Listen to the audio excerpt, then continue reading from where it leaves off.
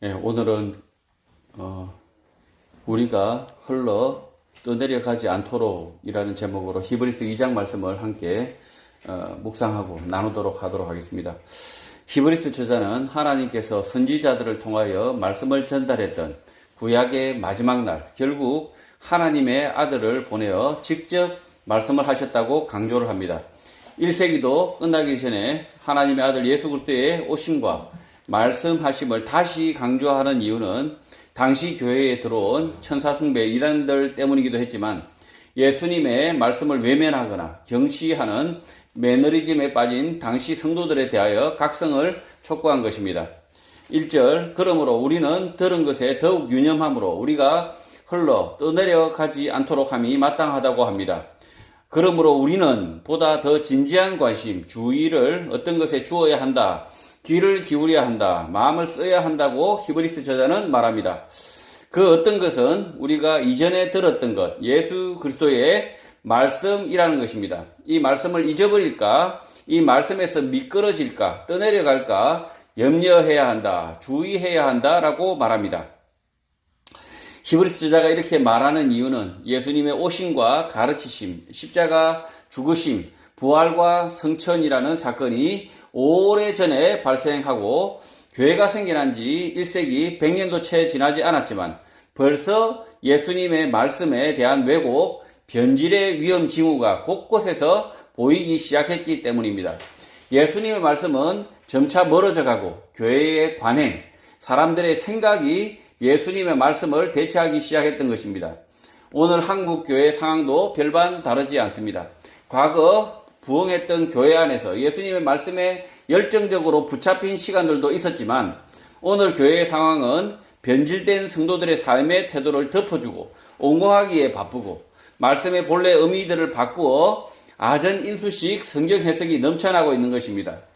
이럴 때일수록 예수님의 말씀에서 떠내려가지 않기 위해서 몸부림쳐야 하는 것입니다. 본래 말씀의 의미를 찾아서 그 말씀에서 미끄러지지 않기 위하여 보다 더 많은 주의, 노력을 해야 하는 것입니다. 흘러 떠내려간다라고 이야기하고 있습니다. 이 말씀은 예수님의 말씀을 듣고 있으나 그러나 그 예수님의 말씀 본래의 의미를 떠나서 그들이 잘못 듣고 있고 그리고 잘못 믿고 있는 이런 상황을 이 히브리서 저자가 말하고 있습니다. 오늘 한국 교회가 매주일 설교가 행해지고 있지만, 그러나 예수 그리스도의 말씀, 그 본래의 말씀을 따르고 있느냐라고 했을 때 저는 제 생각은 아니다라는 것입니다. 그래서 히브리서 저자가 채 1세기 100년도 지나지 않아서, 예수님 부활 성천 이후에 100년도 지나지 않아서 이렇게 경고를 하고 있었던 것입니다. 2절, 천사들을 통하여 하신 말씀이 경고하게 되어 모든 범죄함과 순종하지 아니함이 공정한 보응을 받았을 거라고 합니다. 천사들을 숭배하는 사람들의 말들이 견고했다면, 확실했다면 모든 죄와 불순종은 즉각적으로 합당한 보응을 받아야 했지만 그렇게 되지 않았다고 말하는 것입니다. 개역 개정 성경에서 긍정적으로 번역을 하였지만 3절과 4절, 5절 문맥을 따라 살펴보면 천사 숭배 이단들에 대한 부정의 말인 것입니다. 천사 숭배 이단들의 말들은 히브리서에서 직접적으로 기록되어 있지 않아서 우리들은 유추해서 생각할 수밖에 없습니다. 천사 숭배 이단들의 말은 대략 이런 것이 아닐까 생각하는 것입니다. 지금 이 히브리서 저자가 이 이단들을 비판하고 있는데, 그런데 그 천사 숭배 이단들의 그 교리나 그 말들을 인용하고 있지 않습니다. 왜 그렇게 하고 있을까요? 인용할 가치가 없기 때문이었습니다. 제가 설교를 한다 하더라도 신천지 이망희의 설교를 인용할 이유가 없지 않습니까? 신천지 이망희가 어떻게 가르치는지 설명할 필요가 없듯이, 마찬가지 히브리서 저자도 이 천사숭배 이단들의 말을 구체적으로 다 인용할 필요도 없고 가르칠 이유도 없었다는 거죠. 설명할 이유도 없었다는 거죠. 자, 그러나 이들이 무슨 말을 가르쳤을까라고 대략 추리해보면 알 수 있습니다. 하나님의 뜻을 따라 움직이는 천사들의 도움이 성도들의 삶의 성공과 실패 여부를 가른다. 하나님의 천사가 직접 성도를 돕는다. 그래서 천사들의 도움이 절실하다. 성도는 천사의 도움을 매일매일 구하는 기도를 열심히 해야 한다는 식입니다. 믿는 성도가 어부라면 천사가 도와주면 엄청나게 많은 물고기를 잡을 수 있으니 천사의 도움을 받도록 기도해야 한다라는 식입니다. 그래서 히브리서 저자는 이것이 사실이라면 죄와 불순종에 대해서도 마찬가지가 되어야 하지 않느냐라고 반문을 하는 것입니다.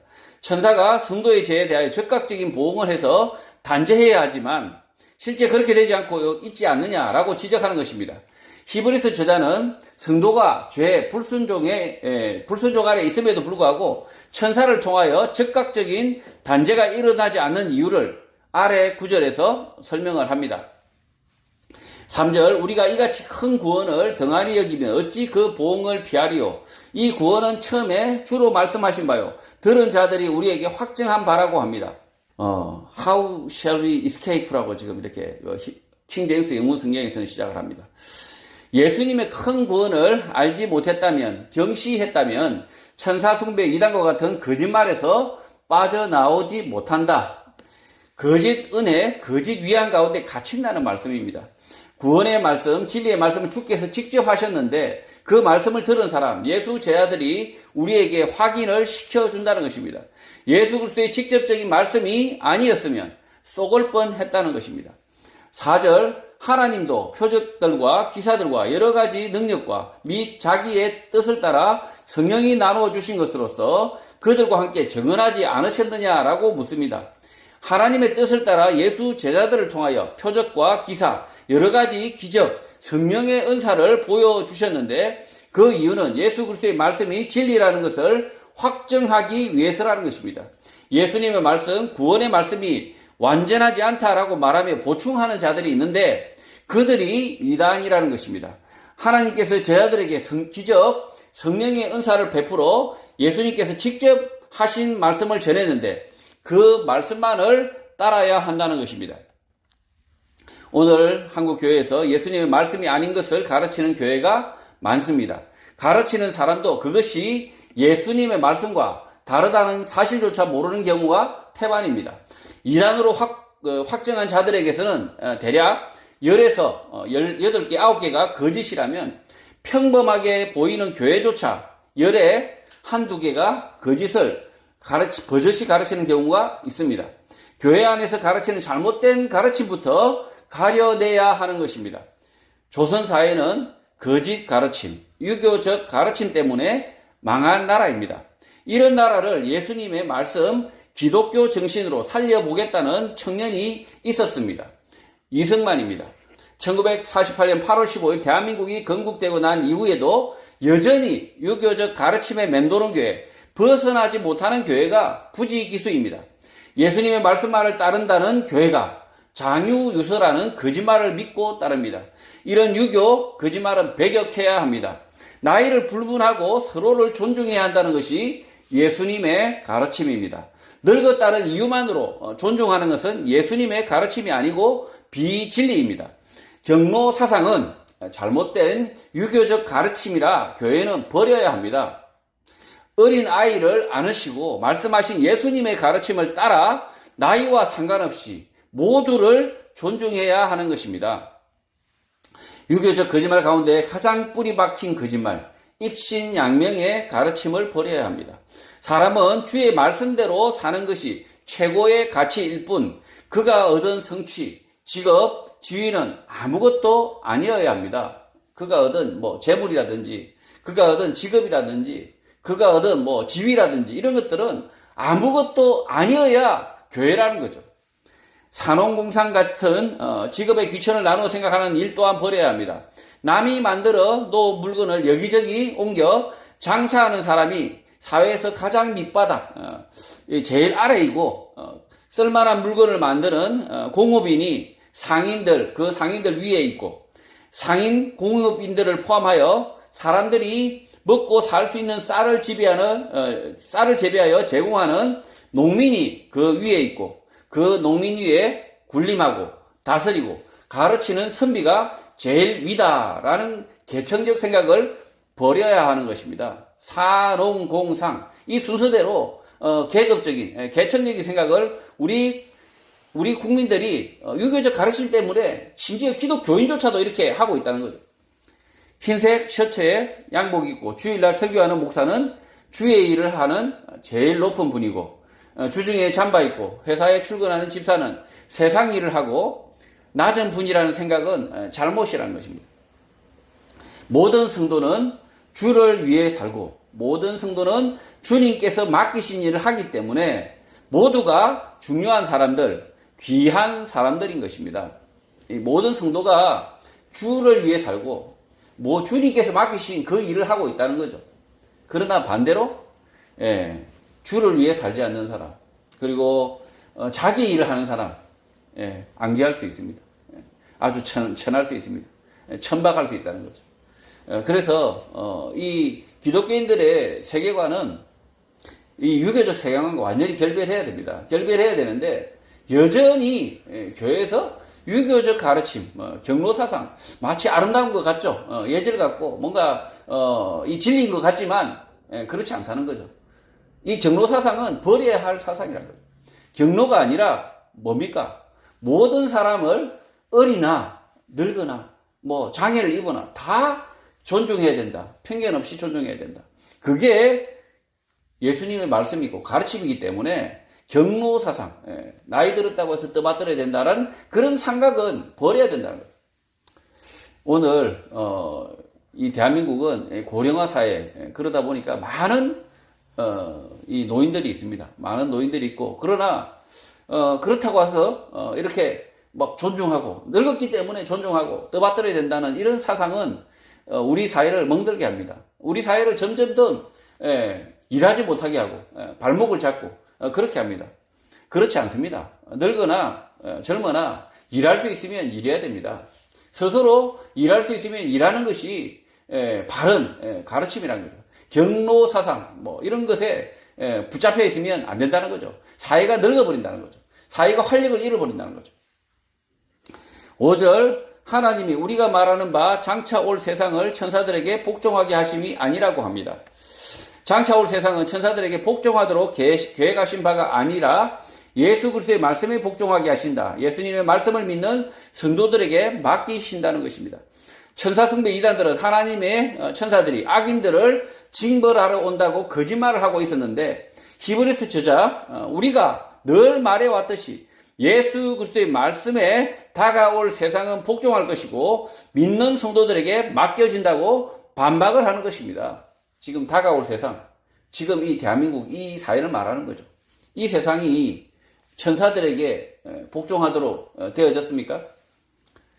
그렇지 않다는 거죠. 이 천사들에게 복종하여지는 것이 아니라 이 세상은 누가 어떻게 복종해야 됩니까? 예수 그리스도의 말씀에 복종해야 됩니다. 그리고 그 예수 그리스도의 말씀에 복종하는 것은, 이 사회가 예수 그리스도의 말씀에 복종하는 것은 누구에게 맡겨져 있습니까? 성도들에게 맡겨져 있습니다. 근데 성도들이 무슨 짓을 하고 있습니까? 악한 권력에 빌붙고 있습니다. 그러니 예수 그리스도의 말씀에 이 세상이, 대한민국이 복종하겠습니까?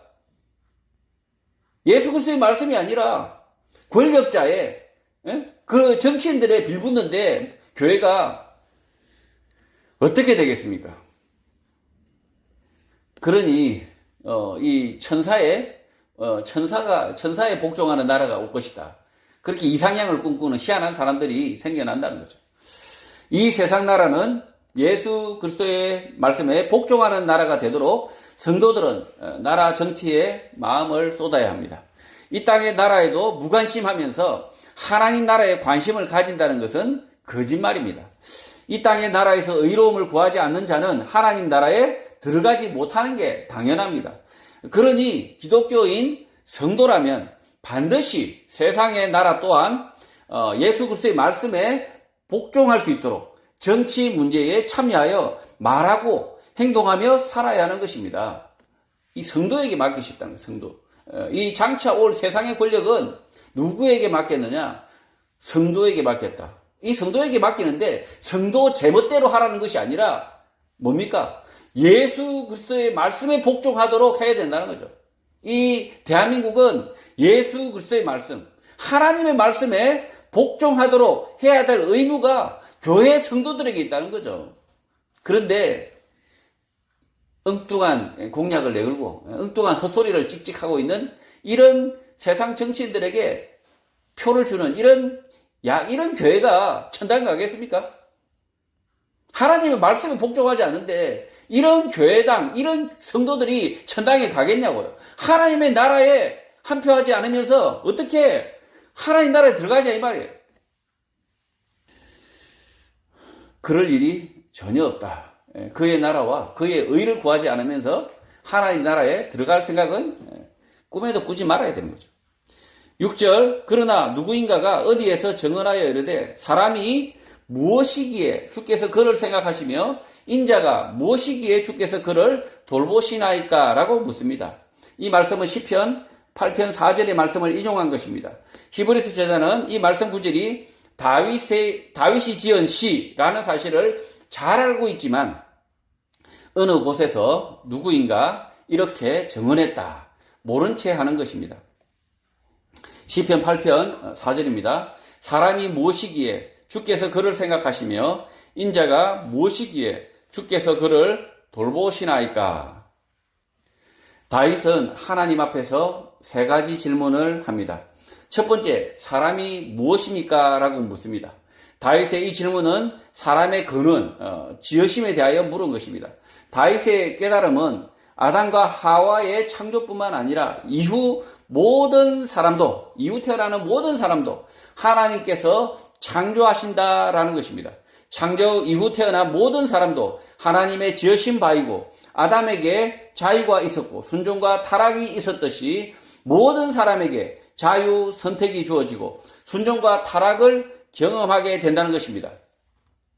결국 사람이 어떠하든지 모든 사람은 하나님께서 지으셨다는 것입니다. 두 번째, 사람이 무엇이기에 하나님께서 마음을 쓰시는가라는 것입니다. 모든 사람은 그가 어떤 모양, 어떤 생각, 어떤 처지에 있든 하나님의 관심의 대상이다라는 것이 다윗의 깨달음인 것입니다. 어린 나이에 다윗은 자신의 물맷돌에 머리를 맞아 무릎을 꿇은 골리앗, 이미 쓰러진 골리앗의 생명을 빼앗지 않아도 됨에도 불구하고 골리앗이 차고 있던 칼로 목을 쳤던 다윗은 모든 사람, 심지어 이방인 악인조차도 하나님께서 지으시고 관심 가운데 있다는 사실을 깨달은 것입니다. 하나님의 사람에 대한 관심은 그가 예수 그리스도의 말씀을 깨닫고 그 말씀대로 살 수 있다는 가능성 때문입니다. 가능성에서 완전히 벗어난 사람들에 대하여 하나님은 관심 가지지 않습니다. 예수의 800일을 떠난 가룟 유다에 대하여 예수님은 아셨지만 더 이상 붙잡지 않으셨습니다. 그러니까 예수님의 어깨에 800일 하고 같이 누워 있었던 가룟 유다가 예수님을 떠날 때 예수님이 아셨다는 거죠.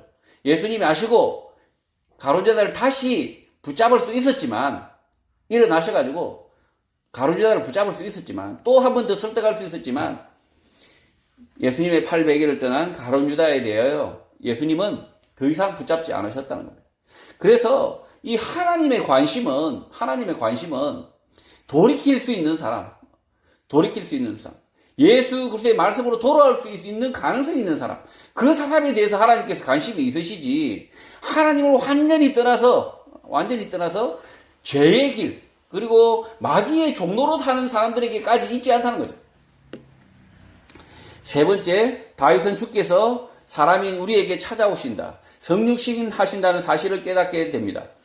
하나님의 사람에 대한 관심은 결국 무지한 사람들을 깨우치고 이끌어 주시기 위하여 메시아 예수 그리스도를 우리에게 보내어 주신다라는 사실을 말하고 있는 것입니다.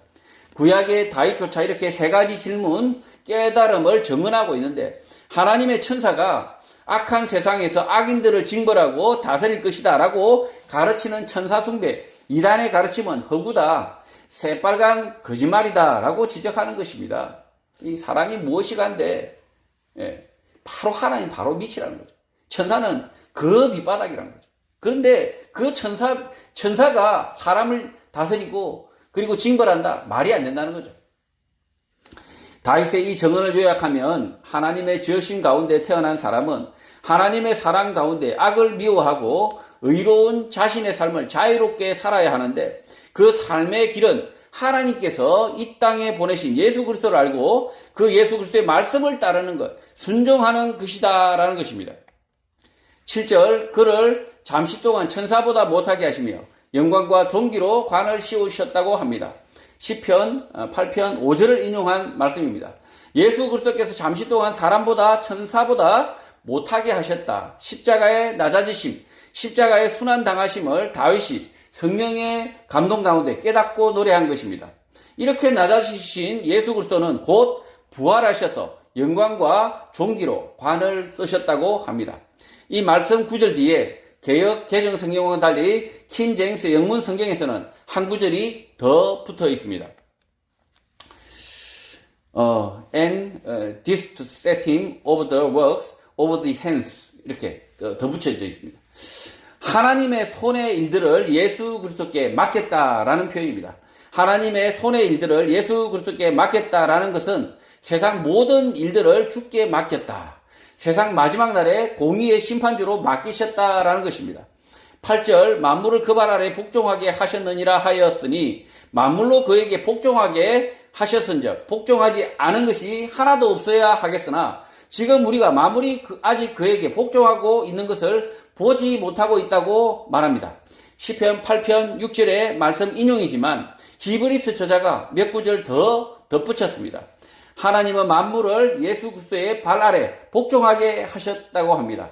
하나님께서 만물로 예수 그리스도께 복종하도록 하셨으니 복종하지 않는 것이 하나도 없어야 하지만 그러나 지금 우리는 모든 만물이 예수 그리스도의 발 앞에 복종하는 것을 아직 보지 못하고 있다는 것입니다. 아직은 주의 때, 종말 심판의 때가 아니라는 것입니다. 9절, 오직 우리가 천사들보다 잠시 동안 못하게 하심을 입은 자 곧 죽음의 고난 받으심으로 말미암아 영광과 존귀로 관을 쓰신 예수를 보니 이를 행하심은 하나님의 은혜로 말미암아 모든 사람을 위하여 죽음을 맛보려 하심이라고 합니다. 그러나 우리는 예수를 안다고 말합니다. 그는 죽음의 고통을 견디는 동안 사람들, 천사들보다 잠시 동안 못하게 하심을 입은 자이고 죽음을 이기고 부활하셔서 영광과 존귀로 관을 쓰셨다는 것입니다. 그 이유는 하나님의 은혜로 인한 것인데 예수 그리스도께서 모든 사람을 대신하여 죽음을 맛보셨다라는 것입니다. 예수님은 온갖 모욕, 누명, 거짓말을 뒤집어 쓰시고 채찍에 맞고 십자가를 지셨는데 그 이유는 모든 사람들을 위함이라는 것입니다. 억울한 사람들, 고통을 당할 사람들, 거짓말에 눈물 흘리는 사람들은 예수 그리스도를 보라는 것입니다. 그가 어떻게 그에 대한 모함, 거짓말로부터 견디어내었는지, 십자가 고통을 참아내고 결국 승리하는지 생각하라는 것입니다. 이 십자가를 생각하라고 하니까 이 악인들의 그 악행을 그냥 받아들여라. 무조건적으로 받아들여라. 그 악인들의 그 핍박과 이런 보복의 부당한 이런 부당한 대우를 그냥 공짜로 받아내라 라고 생각하면 정말 착각이라는 거죠. 예수님께서 그렇게 하셨습니까? 잘 생각해 보십시오. 예수님께서 그 악인들의 그 악행을 그냥 무조건적으로 받아들이셨습니까? 그렇지 않았습니다. 그 악인들의 악행에 대해서 꾸짖고 심판을 말씀하셨습니다. 그들은 반드시 보응 받을 것이다 라고 예수님께서는 그들을 심판을 예고하셨습니다. 그리고 예수님께서는 이 인간의 몸을 입으시고 앞으로 장차 우리가 고난받을 사람, 핍박받을 사람, 그리고 악인들의 핍박을 받아서 부들부들 떨 사람들을 대신하여서 먼저 십자가에 고난을 당하신 거죠. 결국은 승리해야 됩니다. 악인들에게 핍박받는 성도들, 그 성도들이 핍박받고 그것을 만족해버리고 그것을 수용해버리고 그렇게 끝나는 것이 아니라 결국은 예수 그리스도의 말씀으로 승리해야 됩니다. 그 악인들을 처단해야 된다는 거예요, 사실은. 예수 그리스도의 십자가의 죽으심의 의미는 그냥 메조히스트, 그냥 고통을 즐기는 그런 신앙이 아니라는 거죠. 오히려 그 고통을 무릅쓰고 반드시 예수 그리스도의 말씀을 성취해내는 승리가 성도들의 믿음이라는 거죠. 10절, 그러므로 만물이 그를 위하고 또한 그로 말미암아 이가 많은 이 아들들을 이끌어 영광에 들어가게 하시는 일에 그들의 구원의 창시자를 고난을 통하여 온전하게 하심이 합당하다고 합니다. 히브리서 말씀 어렵죠. 예. 개역개정 성경 말씀만 그대로 읽어도 어렵습니다. 자, 그러나 문맥을 따라서 생각해 보면 결국은 예수 그리스도의 십자가의 죽으심은 단순하게 그냥 십자가의 고통, 부당함을 그냥 떠안고 참아내고 이게 아니라는 거죠. 결국은 영광에 들어간다. 결국은 악인들을 물리치고 그 악을, 그 집안을 소멸하고 승리하는 그 창시자가, 구원의 창시자가 예수 그리스도다.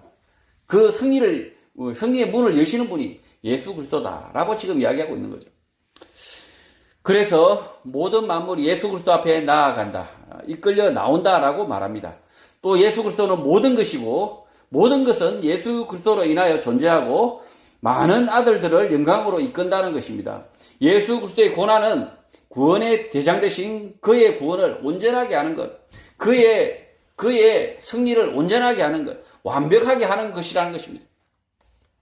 이 말씀의 의미는 결국 구원은 예수 그리스도의 말씀으로 충분하다, 완벽하다라는 뜻을 강조하는 것입니다. 예수 그리스도의 말씀만으로 부족하다라고 가르치는 것은 이단이라는 것입니다. 이 거짓말, 거짓 권력, 부패한 권력, 악인들과 맞서 싸울 때 예수 그리스도의 말씀이면 충분하다, 차고 넘친다, 예수 그리스도의 방법으로 하면 반드시 승리한다라고 지금 히브리서 저자는 말하고 있는 것입니다. 11절, 거룩하게 하시는 이와 거룩하게 함을 입은 자들이 다 한 근원에서 난지라. 그러므로 형제라 부르시기를 부끄러워하지 아니하셨다고 합니다. 거룩하게 하시는 이 예수 그리스도와 거룩함을 입은 자들, 성도들이 하나가 되었다고 합니다. 성도들이 예수 그리스도의 십자가 죽으심에 참여하여 하나가 된 것입니다. 성도들이 예수 그리스도의 십자가 안으로 들어갔다는 거죠. 그래서 하나가 되었다는 거죠. 이런 이유로 예수 그리스도께서 성도들을 형제라고 부르는 것을 부끄러워하지 않으셨다. 예수 그리스도께서 성도들을 형제로 여기셨다는 것입니다. 예수님과 성도가 다이다이 이런 의미라는 게 아니라는 거죠. 니나 나나 이런 의미가 아니라는 거죠. 예수 그리스도의 이 십자가 안으로, 그리고 예수 그리스도의 이 부활 안으로 성도들이 들어갔다는 거예요. 그 안으로 들어갔다. 그래서 그 십자가 안으로 들어온 그 성도들을 예수 그리스도께서 형제로 부르는데 부끄러워하지 않으셨다라는 거죠. 12절, 이르시되 내가 주의 이름을 내 형제들에게 선포하고 내가 주를 교회 중에 찬송하리라 하셨다고 합니다. 이 말씀은 시편 22편 22절을 인용하였으나 회중 가운데서 찬송하겠다라고 표현한 것을 교회 가운데서 찬송하겠다라고 바꾼 것입니다. 원래 시편의 말씀은 회중 가운데서 찬송하겠다라고 하는데 히브리서에서는 교회 가운데서 찬송하겠다라고 바꾼 것입니다.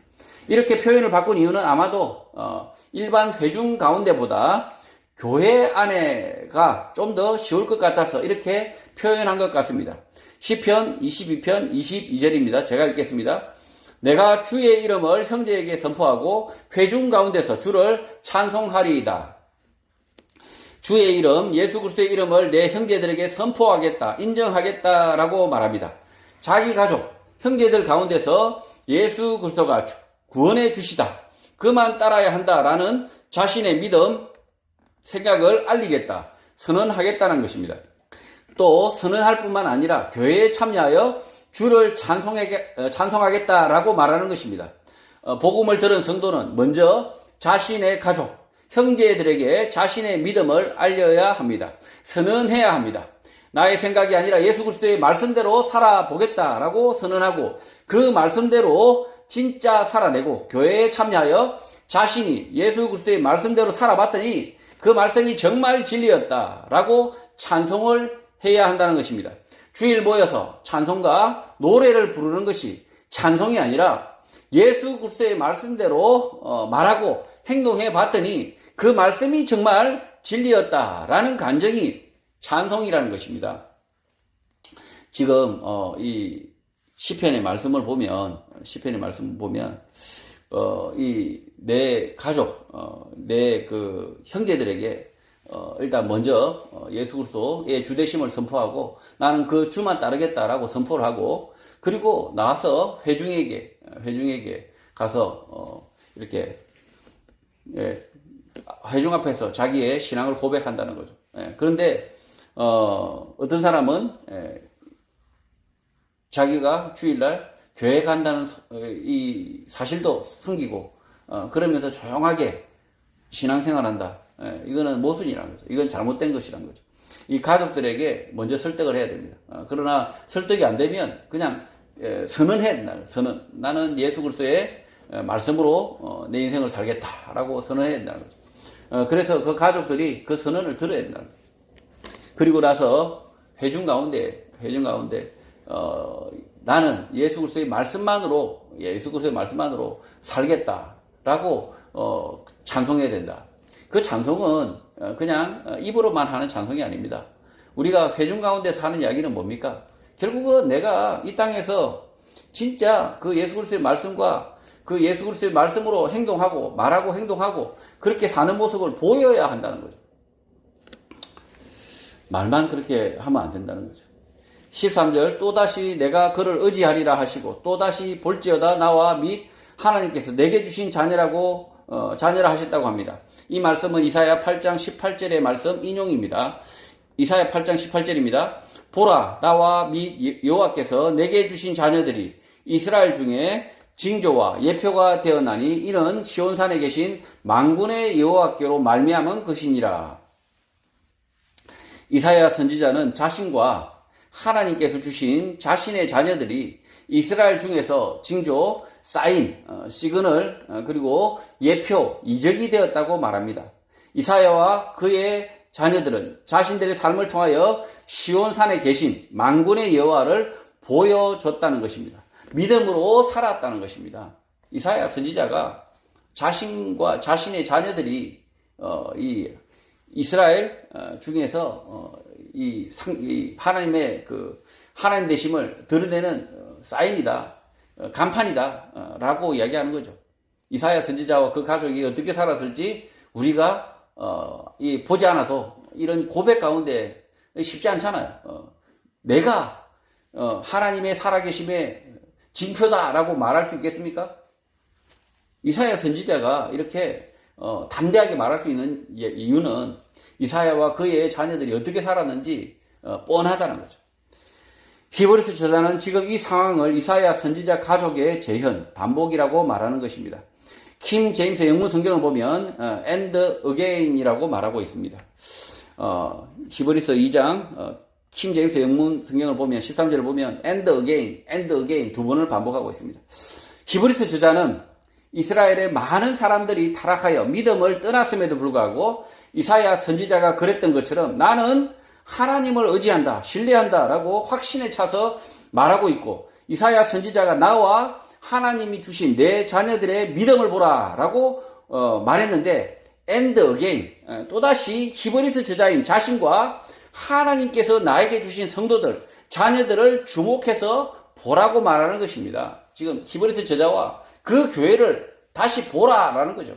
그만큼 히브리서 저자와 이 편지를 받는 이 성도들은 하나님의 성도들의 하나님의 살아계심을 드러내는 간판이랍니다. 간판. 2002년 6월 18일 대전 월드컵 경기장에서 8강 진출을 염원하며 어게인 1966 카드 섹션의 메시지를 보인 것과 같은 것입니다. 히브리서 저자는 자신의 믿음과 성도들의 삶을 and again 재현이라는 거죠. 이사야의 가족과 이사야와 그 가족들의 재현이다라고 자랑하고 있는 것이죠. 사진을 한번 보시면 뭉클하실 겁니다. 2002년 6월 18일 대전 월드컵 경기장 again 1966 8강 진출을 염원하면서 이렇게 카드 섹션을 했는데, 지금 히브리스 저자가 이 이사야의 말씀을 인용하면서 이렇게 again, 지금 히브리스 저자와 히브리스 편지를 받는 이 성도들은 again이라는 거죠. 이사야의 again이다. 14절, 자녀들은 혈과 육에 속하였음에 그도 또한 같은 모양으로 혈과 육을 함께 지니심은 죽음을 통하여 죽음의 세력을 잡은 자, 곧 마귀를 멸하셨다고 합니다. 자녀들, 성도들은 혈과 육을 가지고 있는데 예수 그리스도 또한 혈과 육을 가진 같은 모양으로 이 땅에 오셨다는 것입니다. 그렇게 하신 이유는 죽음의 세력을 잡은 자, 곧 마귀를 멸하시기 위해서라는 것입니다. 악한 권력, 마귀를 멸하시는 방법은 예수 그리스도의 십자가 죽으심을 통해서 이루었다는 것입니다. 혈과 육이 있는 성도는 악한 권력, 세상의 권력을 두려워할 필요가 없고, 혈과 육을 가지고 사는 동안 악한 권력, 마귀들을 멸하는 일을 해야 하는데, 그 방법은 예수 그리스도의 십자가 죽으심의 방법, 예수 그리스도의 말씀으로 멸할 수 있다는 것입니다. 세상의 악한 권력, 마귀를 멸하는 데 관심이 없는 성도, 예수 그리스도의 말씀에 대하여 관심이 없이 자기 마음대로 세상 권력, 악의 권력을 멸하겠다, 악의 권력과 싸우겠다는 성도는 성도가 아닌 것입니다. 이 세상 권력, 악한 권력과 싸워야 됩니다. 성도는 싸워야 되는데 자기 생각으로 싸우면 안 된다는 거죠. 자기 생각으로 싸우면 안 되고 예수 그리스도의 말씀으로 싸워야 된다. 이 악한 거짓말, 이 거짓말을 예수 그리스도의 말씀, 진리로 짓밟아야 된다는 거죠. 예수 그리스도의 말씀으로 이 악의 권력, 거짓말 세력들을 짓밟지 못하는 성도, 그거 왜 그렇습니까? 예수님의 말씀을 진리라고 믿지 않으니까 그런 거죠. 예수님의 말씀이 진리가 아니니까 이 진리가 진리는 단 한 명이 진리를 붙잡고 있다 하더라도 5천만 명이 다 자빠진다는 거죠. 왜? 이 진리는 승리한다는 거죠. 단 한 명이 그 진리를 붙잡고 있다 하더라도 5천만 명이 다 뭐 그냥 떠든다 하더라도 이 진리를 이길 수가 없다는 거죠. 15절, 또 죽기를 무서워함으로 한평생 매여 종노릇하는 모든 자들을 놓아주려 하심이라고 합니다. 이 말씀을 킹제임스 영문 성경을 참조하면 예수님께서 이 땅에 오신 이유는 딜리버, 배달하기 위함이다, 구원하기 위함이다 라는 것이죠. 영단어 딜리버는 DE와 리버가 결합하여 딜리버가 되는데, 리버가 살다라는 동사이고 리버는 간인데 독성을 걸러내어 사람을 살게 하는 장기입니다. 결국 예수 그리스도의 말씀을 배달받아야 삶이 있다는 것이고, 예수 그리스도의 말씀으로만 구원을 얻는다, 삶을 얻는다는 것입니다. 이 딜리버라는 그 단어에 여러 가지 의미가 있다는 거죠. 예수 그리스도의 말씀을 배달받아야, 예수 그리스도의 말씀 진리를 이렇게 전달받아야 우리가 리버, 삶이 있다는 거죠. 예수 그리스도의 말씀이 없는 사람은 평생 동안 죽음에 대한 두려움으로 인하여 권력의 노예, 물질의 노예로 산다. 사람의 종노릇하며 산다는 것입니다. 진리가 없으면 종노릇하게 된다는 거죠. 예수 복음을 가진 성도는 국가 권력의 노예, 물질의 노예, 정치인의 노예, 사람의 종노릇을 하지 않습니다. 히브리스 저자는 특정 정치인 권력을 빨아대는 집, 종노릇은 권력에 빌붙어야 살 것 같은 두려움, 죽음의 두려움 때문에 그렇게 한다는 것입니다. 권력, 돈, 사람의 종노릇을 하지 않으려면 죽음의 두려움에서 벗어나야 하는데, 예수 그리스도의 십자가 죽으심과 부활의 의미를 진심으로 알아야 가능하다는 것입니다. 예수 십자가 죽음과 부활을 진심으로 믿지 못하면 평생 죽음의 종노릇하다가 지옥에 가는 것입니다. 사람들이 왜 악한 사람들을 막 지지하고 따라갑니까? 악한 정치인들을 왜 따라갑니까? 그들을 지지해야 내가 살 것 같고, 그들을 이 반대쪽을 지지했다가 내가 죽을 것 같은 그 죽음의 두려움 때문에, 그 정치인들을 따라다니는 사람들은 종노릇하고 있다라고 이야기하고 있는 거죠. 그래서 현실 정치에서 마치 두려움 때문에, 내가 이러다가 이 나라가 망할 것 같은 두려움, 죽음, 이런 것에 내몰려서 이 표를 하는 행위, 투표를 하는 행위는, 이 죽음 때문에, 죽음이 두려워서 이렇게 투표하는 그런 행위는 종노릇이라는 종노릇. 자유민주국가에서 민주국민, 자유시민으로 살고 있다고 하지만 죽음이 두려워서 불이익을 받을까봐, 불이익이 닥칠까봐 이렇게 표를 찍는 행위는 종노릇이다라는 거죠. 16절, 이는 확실히 천사들을 붙들어 주려 하심이 아니요 오직 아브라함의 자손을 붙들어 주려 하심이라고 합니다. 예수 그리스도는 천사들을 구원하시기 위해서 오신 것이 아니라 오직 아브라함의 자손, 성도들을 붙들어 주려 오셨다. 구원하시기 위해서 오셨다는 것입니다. 히브리서 저자는 예수 그리스도께서 천사들을 붙들려 하지 않으시고 예수 그리스도의 말씀을 따르는 사람들, 성도들을 붙들려고 구원하시려고 오셨다고 말하는 것입니다. 천사 숭배하는 이단들에게는 구원 따위가 없고 오직 예수 그리스도의 말씀만을 따르는 성도들에게 구원이 있다라고 직설적으로 말하는 것입니다. 천사들이 아니라 아브라함의 자손, 사람을 구원하려 오십니다. 뭔 이야기입니까? 천사 숭배하는 그런 이단 가르침 따위는 탁철하는 거죠. 17절, 그러므로 그가 범사의 형제들과 같이 되심이 마땅하도다. 이는 하나님의 일에 자비하고 신실한 대제사장이 되어 백성의 죄를 속량하려 하심이라고 합니다. 예수 그리스도께서 사람처럼 되셨다. 형제들과 같이 되심이 마땅하다, 확실하다라고 말합니다. 천사 숭배의 이단, 사이비, 거짓말이다라고 확실하게 선을 긋는 것입니다. 예수께서 그렇게 하신 이유는 죄에 대하여 심판, 책임을 묻는 하나님의 일을 중지시키기 위하여 예수 그리스도께서 자비하고 신실한 대제사장이 되어서 백성의 죄를 속량하려 하십니다. 죄를 걷어내려 하십니다라는 것입니다. 이 천사가 악을 심판하고 징벌하지 않는다는 거죠. 예수 그리스도께서 하나님의 일, 그 심판의 일을 맡으셨다. 대제사장이 되셨다라고 지금 말하고 있는 것입니다. 18절, 그가 시험을 받아 고난을 당하셨은즉 시험 받는 자들을 능히 도우실 수 있다고 합니다.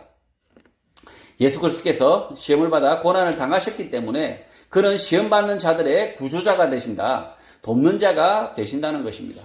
예수 그리스도께서 대제사장들에게 체포되시고 채찍에 맞으시고 십자가에 달려 죽으시는 시험을 당하셨는데 성도된 우리가 하나님의 나라를 위하여, 의를 위하여 싸우다가 시험 받을 때에 체포되더라도 능히 도우시는 자가 된다는 것입니다. 체포되신 분 없죠? 여기서 체포되거나 억울하게 감옥에 갇혀 보신 분 없으시죠? 그러나 이 땅에는 그런 사람들이 있다는 거죠. 그런 사람들이 있는데 그런 사람들을 이렇게 대신해서 예수 그리스도께서 그런 사람들을 이렇게 사랑하셨기 때문에 시험을 받아 고난을 먼저 당하셨다. 그래서 그 체포되고 억울하게 고난당하고 목숨을 잃는 그런 성도들을 능히 도우실 수 있다라고 지금 말하고 있는 것입니다. 성도 여러분, 예수 그리스도를 본받아 악한 세상 속에서 믿음으로 살아야 합니다. 악인들과 타협하고 굴종하며 사는 것이 아니라 믿음으로 악한 권세, 마귀들을 멸하는 삶을 살아야 하는 것입니다. 예수 그리스도의 말씀을 악한 권세, 마귀들을 굴복시키고 멸하는 기쁨을 누릴 때, 마지막의 때에 하나님 나라에 들어가는 영광을 누릴 것입니다. 예수 그리스도의 말씀만이 혈과 육을 가진 모든 성도들의 삶의 지표, 방법임을 잊지 않고 사는 복된 성도가 되시기를 주님의 이름으로 축복합니다.